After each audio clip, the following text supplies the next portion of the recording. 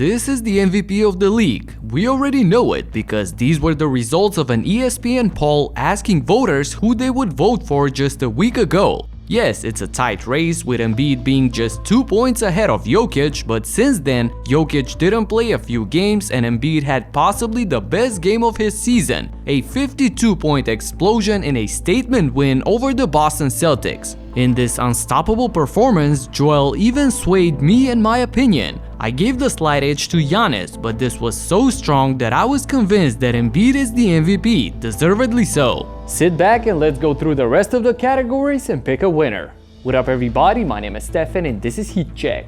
Let's get into it. The race for most improved is really interesting and you could go a lot of ways with your vote.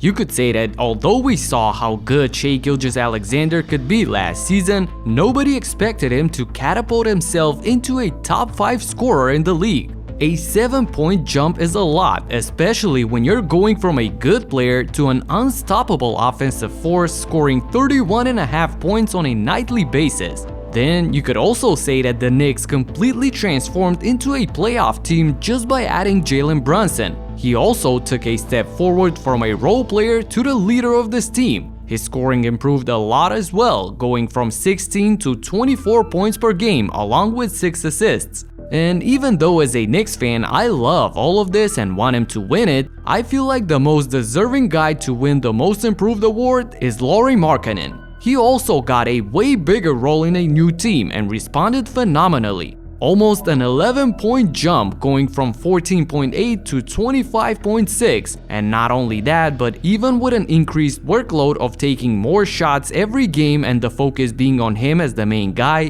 Markkanen improved both his field goal percentage and his 3-point accuracy by quite a lot. Both him and the Utah Jazz have been a great story this season, and I think that Lauri is extremely deserving of this award and will win it. Another guy on this Jazz team who is going to get some recognition is Walker Kessler for the Rookie of the Year award. I personally love how great of a worker he is, a great defensive presence for Utah with almost 2.5 blocks per game. And because of his size, the 9 points per game come at a 72% from the field, a lot of dunks and putbacks. But in this category we have a clear winner, and that is of course Paolo Banchero. Orlando got a beast in him, producing 20 points and 7 rebounds on average. A terrific start to his NBA journey, and the future is bright for the Magic, who are a team on the rise, and we could see that even this season. They'll definitely be in the play-in mix next year. Another category with a clear winner is Coach of the Year. And without a doubt, that goes to Mike Brown, who inserted a winning culture and shocked the entire league by taking this team to the top of the West when literally nobody expected that to happen.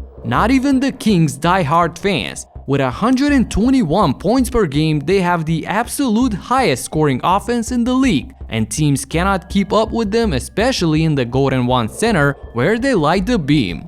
Mike Daigneault also deserves a lot of credit for getting the Thunder in the play-in range, but the award of course goes to Mike Brown. The Sixth Man of the Year award is a 2-player race. Malcolm Brogdon has been stellar for the Celtics all season, giving them 15 points off the bench. But Emmanuel quickly exploded post All-Star, and since then he's averaging 20 a game. He has really stepped up to a new level, and that has helped the Knicks a lot in the playoff battle. So because of that, and sprinkle in some bias towards my team, I give this award to Quickley. Homerism aside though, I do think that he'll end up winning it in the end. When talking about the Defensive Player of the Year award, I gotta say that I love Brook Lopez and everything that he does for the Bucks. His presence in the paint, his contests, the blocks. Brook is a huge piece of Milwaukee's defensive strategy and their championship aspirations. The fact that this team has 2 guys in this race along with Giannis is frightening, and in my opinion, that makes them the championship favorites. Having said all of that, from everything that I've seen and heard around the NBA, it does seem like Jaren Jackson Jr. will win it, and it's not a bad pick either, leading the league with 3 blocks per game. What are your picks for the awards? Let me know in the comments.